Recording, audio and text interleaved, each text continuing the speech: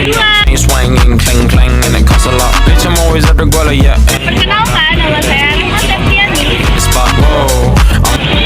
Kenalkan, nama saya Insya Udani. Never drop it low. Mama call me. Kenalkan, nama saya Misha Yulandari.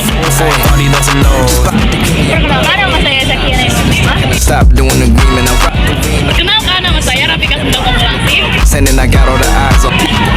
Kenalkan, nama saya Rifan Dulfi Pratama. Swinging, clang clang, and it costs Kenalkan, nama saya Fajar Adianilaka. badass beat. Keep on going. Politik luar negeri adalah kebijakan, sikap, dan langkah pemerintah Republik Indonesia dalam mengambil melaksanakan hubungan dengan negara lain. Mengandung makna bebas, berarti Indonesia tidak memihak pada kekuatan-kekuatan yang tidak sesuai dengan kepribadian bangsa, yaitu Pancasila. Indonesia bebas aktif memiliki beberapa tujuan antara lain sebagai perdamaian internasional. Dinamika peran Indonesia dalam menciptakan perdamaian dunia. Perdamaian dunia merupakan sebuah gagasan kebebasan, perdamaian, dan kebahagiaan bagi seluruh warga dan negara. Indonesia dalam melakukan perdamaian dunia ada di dalam pembukaan UUD 1945 yang berbunyi bahwa sesungguhnya kemerdekaan itu ialah segala bangsa, dan oleh sebab itu maka penjajahan di atas dunia harus dihapuskan karena tidak sesuai dengan pri kemanusiaan dan pri keadilan.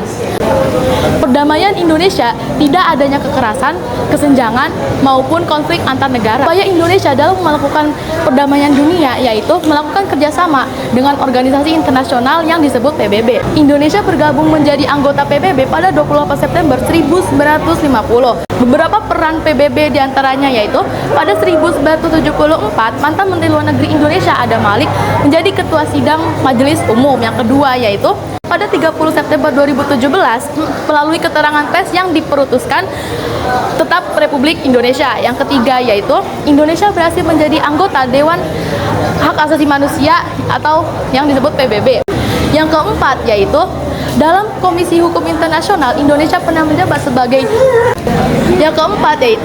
dalam Komisi Hukum Internasional Indonesia pernah menjabat sebagai Ketua Hukum Internasional. Yang kelima yaitu Indonesia pernah menjabat sebagai anggota tidak tetap pada periode 2019 sampai 2020. Yang keenam yaitu Indonesia berhasil menjabat sebagai Ketua Dewan Keamanan PBB selama 1 bulan. Yang ketujuh yaitu meningkatkan peranan dan kontribusi Indonesia pada musuh pemeliharaan perdamaian atau yang disebut MPP. 3. Pada tahun 1967, 5 negara di Asia Tenggara menjadi pemrakarsa berdirinya suatu organisasi yakni Associations of Southeast Asian Nations atau yang biasa disebut sebagai ASEAN. Peristiwa ini ditandai dengan penandatanganan Deklarasi Bangkok yang diadakan di Bangkok, Thailand.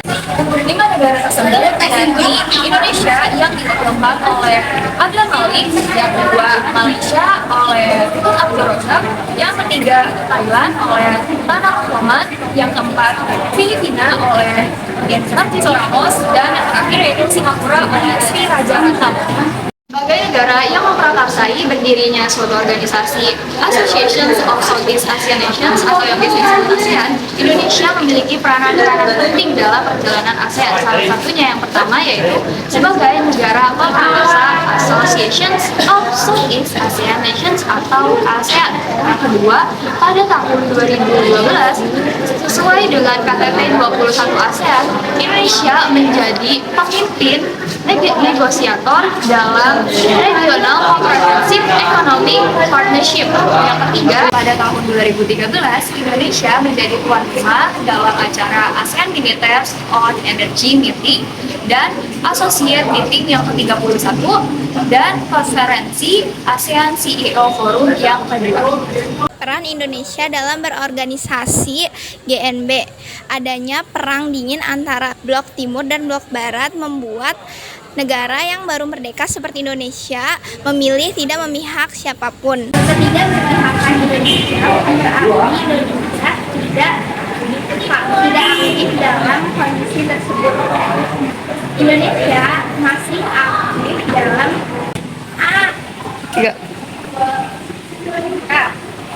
peran Indonesia dalam berorganisasi GNB. Adanya perang dingin antara Blok Timur dan Blok Barat membuat negara-negara yang baru merdeka seperti Indonesia tidak berpihak kemanapun. Tidak berpihakannya Indonesia bukan berarti Indonesia pasif dalam Indonesia tetap aktif dalam menyelesaikan berbagai masalah internasional. Prinsip itu disebut dengan non-blok. Bagi Indonesia itu gerak bebas aktif berdirinya GNB karena dilandasi oleh 5 negara diwakili oleh tokoh-tokoh pertama Indonesia oleh Insinyur Soekarno-Hatta. Kedua, India, Pandit Jauharil Perdana Menteri. Tiga, Mesir, Gamal Abdul Nasir selaku Presiden Mesir. Adapun selanjutnya peran Indo dalam APEC. Asia Pacific Economic Cooperation atau dikenal dengan APEC merupakan forum kerjasama ekonomi antar negara berada di kawasan Asia Pasifik. Organisasi ini didirikan pada tahun 1989 dengan tujuan utama yaitu mendorong pertumbuhan ekonomi dan meningkatkan kesejahteraan di Asia Pasifik. Upaya tersebut dilakukan dengan mendorong dan memfasilitasi dagang dan investasi yang lebih dan bebas terbuka di kawasan Asia Pasifik. Peran Indonesia dalam APEC terus mengalami perkembangan hingga 2021. Organisasi kerjasama persahabatan bernama Organisasi Konferensi Asia Pasifik. Organisasi ini dibentuk setelah para pemimpin sejumlah negara Islam mengadakan konferensi di abad pada 22 sampai 25 September 1949. Tujuan dibentuknya opini untuk meningkatkan rasa solidaritas Islam kalangan negara, mengkoordinasikan kerjasama kebijakan, mendukung perdamaian dan keamanan internasional, dan menghapus berbagai bentuk diskriminasi rasial kolonialisme. Selanjutnya ada nilai-nilai positif peran Indonesia dalam perdamaian dunia. Yang pertama ada cinta damai. Cinta damai mengandung makna rasa suka terhadap situasi dan kondisi yang aman, tentram, dan tidak ada permusuhan. Karakter cinta damai ini dapat diterapkan di berbagai lingkungan, di keluarga, sekolah, masyarakat, serta bangsa dan negara. Hubungan internasional yang terjalin antar negara mengandung nilai kerjasama. Kerjasama adalah suatu kegiatan yang dilakukan lebih dari satu pihak untuk mencapai tujuan bersama. Nilai kerjasama ini patut kita terapkan dalam kehidupan sehari-hari, seperti di masyarakat, sekolah, dan lain-lain. Contohnya adalah piket bersama, membantu bergotong royong dalam membersihkan lingkungan.